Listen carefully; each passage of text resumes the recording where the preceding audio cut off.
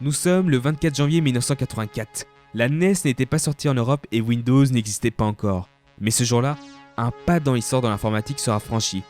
Au Flint Center de Cupertino en Californie, après plusieurs mois d'attente, Steve Jobs présente le premier PC de la série des Macintosh.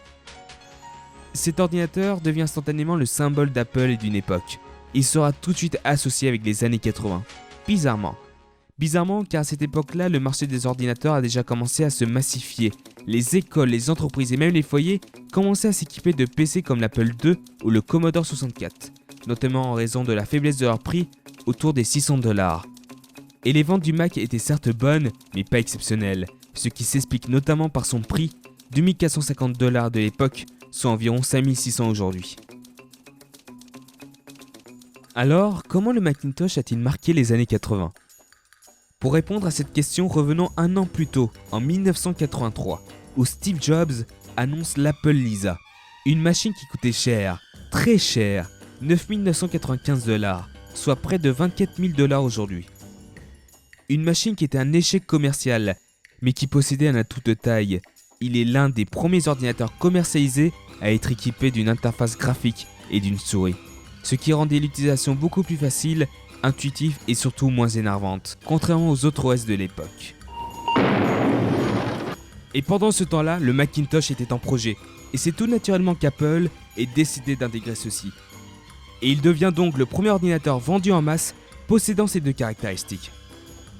Il est alors présenté comme un ordinateur d'exception, le plus évolué sur le marché et le plus accessible, un symbole d'innovation, une vision du futur. Mais les foyers l'avaient légèrement boudé. Pas grave, il n'était pas le public. Le public, c'était les entreprises, qui représentaient à elles seules 65% des ventes, et qui pour eux, le Mac répondait à leurs exigences. Facilité d'utilisation, efficacité, prix abordable, assez puissant et aussi transportable. Il se retrouve dans toutes les entreprises de l'époque, quelle que soit leur taille. Mais nous ne mentons pas, le Mac a aussi marqué grâce à sa campagne publicitaire. Une campagne efficace, à la limite de la propagande, qui a affecté des générations de personnes et rentrant dans notre culture.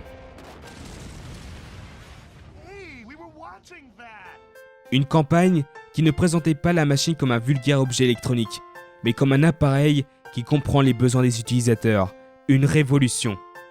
Un ordinateur pour les personnes n'étant pas familiarisées avec le monde de l'informatique. The computer for the rest of us. Aujourd'hui, le Mac est toujours considéré comme un produit d'exception, au point où on sépare les Mac des PC traditionnels. Il a forgé à Apple une image d'entreprise innovante, ce qui se confirmera avec d'autres appareils dont on parlera plus tard. Mais une chose est sûre, l'histoire continuera avec d'autres produits qui laisseront une empreinte dans notre monde.